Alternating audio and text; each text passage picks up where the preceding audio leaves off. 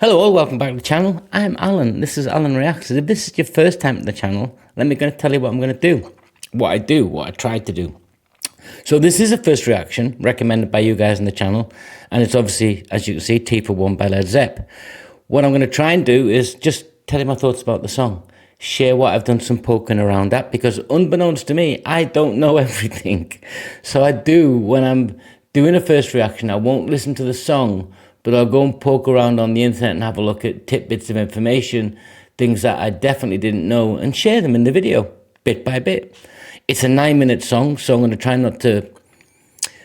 I can't keep interrupting every 2 minutes or it'll turn into a 20-minute video, which no one will watch, including me. So this is T for One, Led Zepp, from their 1976 album, Presence. This is back in those days when vinyl was vinyl and not a re-release as it is now, it was track 4 on side 2. So there was 8 tracks. So we'll get into that. We'll share what's been said about the album, share what I think of the song. Don't know the album at all, which is great. Let's get into it. T for One, Led Zepp.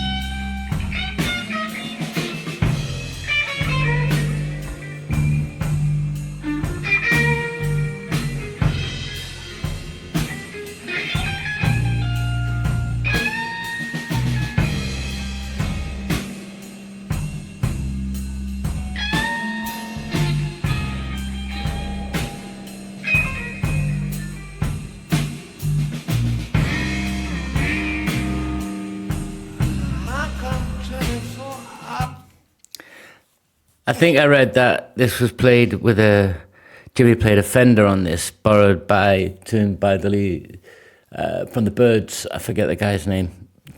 Sorry, I don't mean no disrespect.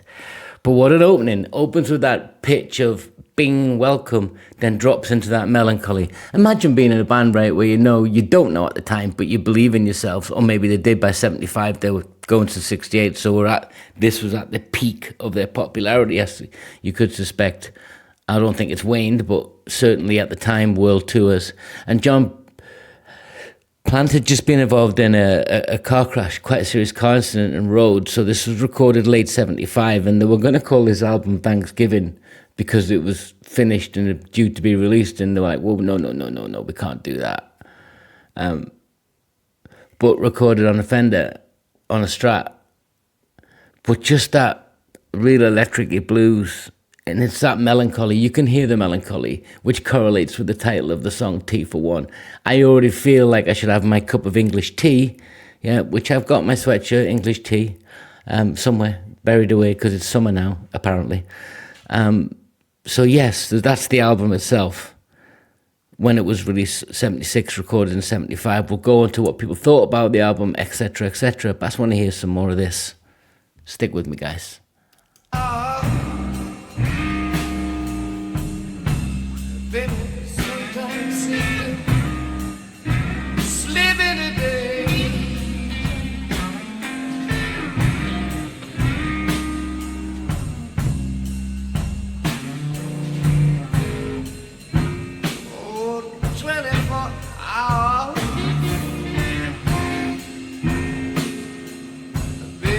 Sometimes seem to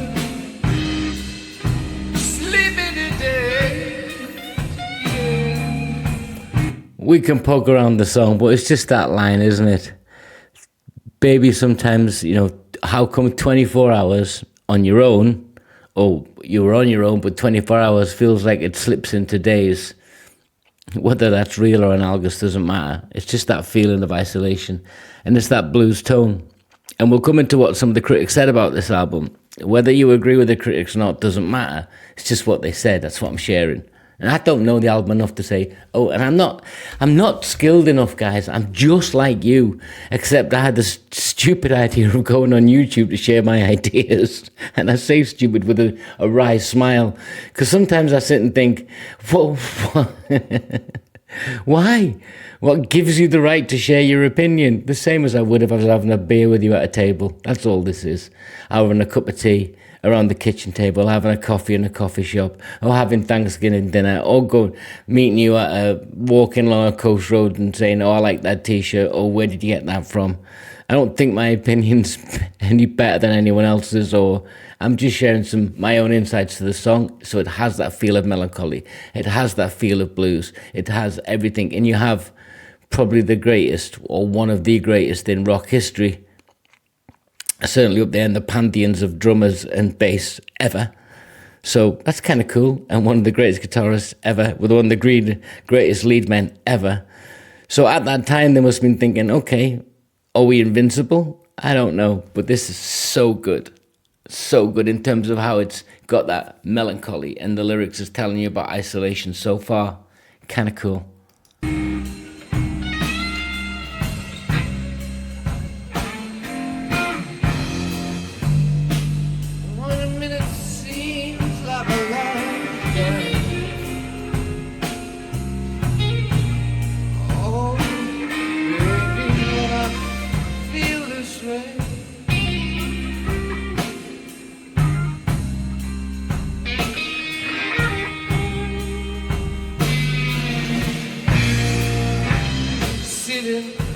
Looking at the clock, time moves so slow.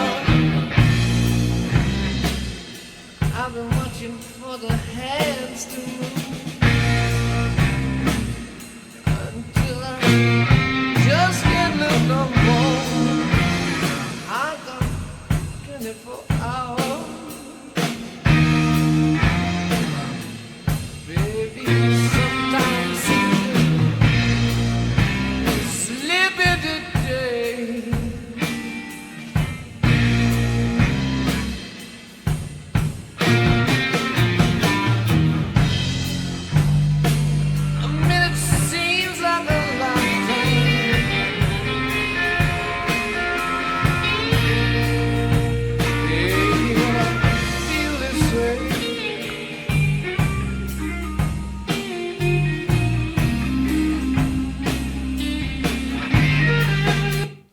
I feel with the song, it's the blues, obviously, but it's obviously got that rock twist. But I don't feel, it's not like the pain of the breakup, it's the misery of the isolation. And I know you can say, well, that's, how do you juxtapose that? And they're the same thing. It's just how I feel. Like, this is not, oh, we were so amazing together. It's just like, I'm so on my own. It's so miserable. T for one is so miserable. And I can hear it. But it's not like there's a pain in the voice. It's like there's a desperation in the isolation. And is that what blues is? I don't know. It's all sorts. But that's what and then the music itself, I'm like, it's pulling me down, but it's not weighted. It's not making me feel like I should turn it off. It's like a comfortable zone of, yeah, I've been there. Maybe I've been there. I don't know. I've been there. You've been there. We've been there. People have been there. Let's just kind of voyeuristically and audio voyeuristically listen to someone else's misery, because we can put aside our own, maybe.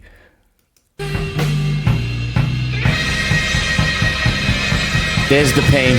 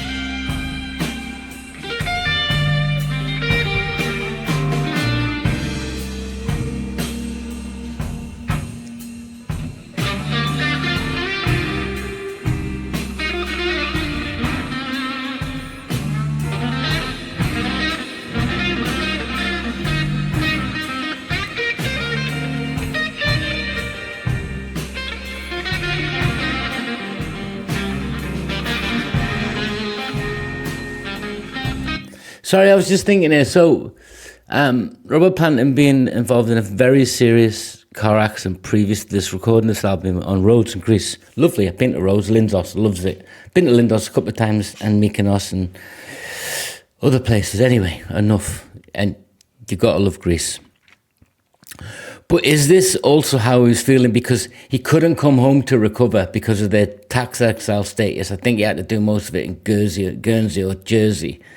And then they wrote this album in a month, and it is actually, whilst it was platinum and number one both sides of the Atlantic, it's their lowest selling album. I wish I could have a lowest selling platinum album. But it is actually their lowest selling album. And I think they released a song off this that didn't even chart in the UK. And critics have said that it's a brilliant rock album, just burdened by kind of boring blues tracks.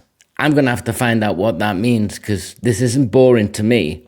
Yes, it's not going to break into Stairway, but I couldn't handle a Stairway type of song every single record. I would literally be perversely or adversely bored with that level of intensity. It would be too much. This is just like it's a respite. It's an exploration of the blues. I've not heard an evolved track of blues by Zepp yet, other than this one to this moment. Maybe I'm talking out my backside. Levee breaks. No, this is stronger leaning into it. Like it. But the fact that critics were said it was an album ruined by some long and sort of kind of bland blues. Is this bland blues, guys? Does it feel like that to you?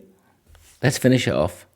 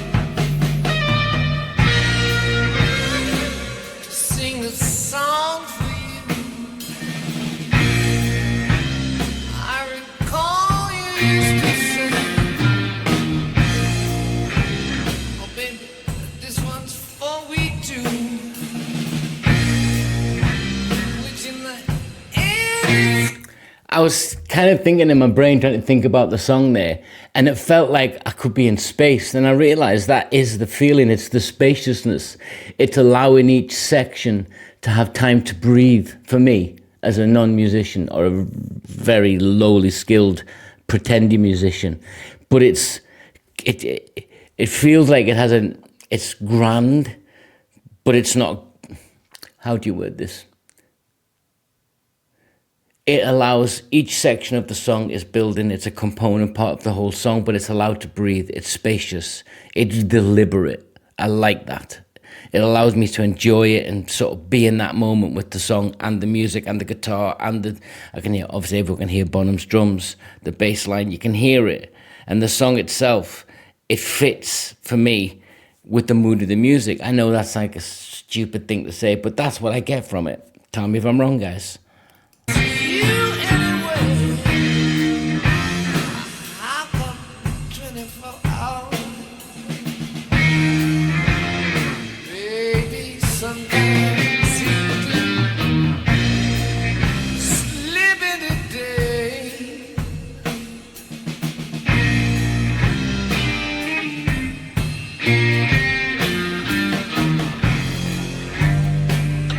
Seems like a lie.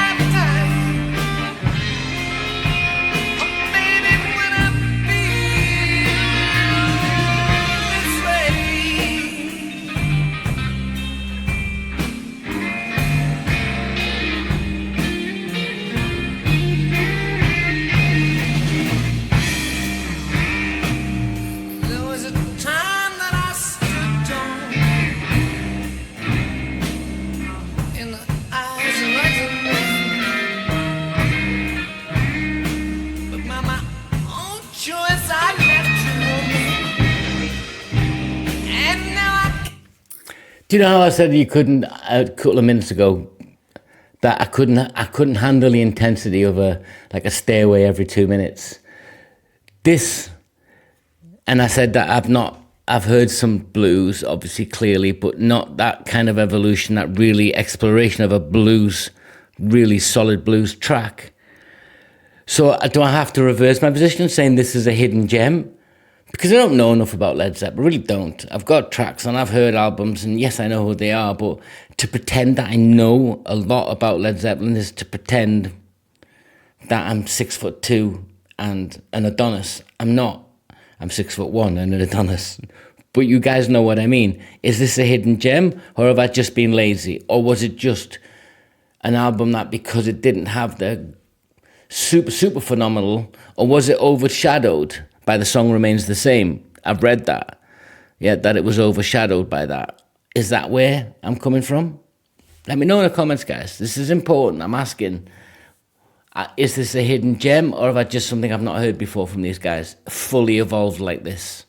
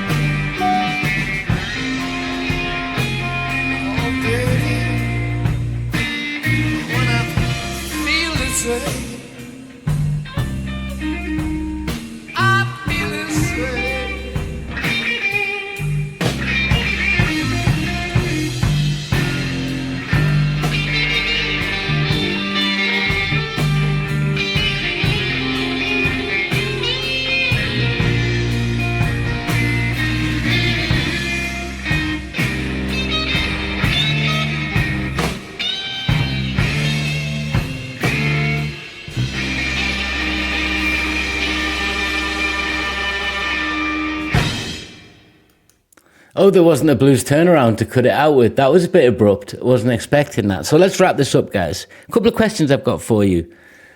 Did they ever play this live? Because it seems like it's something they might not. I don't know. Is Presence your favourite album? Is T for One your favourite song? What did you think of what I was saying? Are you going to join the channel? It means a lot to me. I don't push for it very often, but it means a lot when somebody joins and says, here's what I think in the comments. This is where you could go next. This is something that you might not have known. This is something you definitely didn't know. I love it. That's where all the good stuff happens. I get to rabbit on and I get to read the comments. 1 view or 1,000 views, doesn't matter. 1 comment or 50 comments, they're all important. Till next time, guys, take care.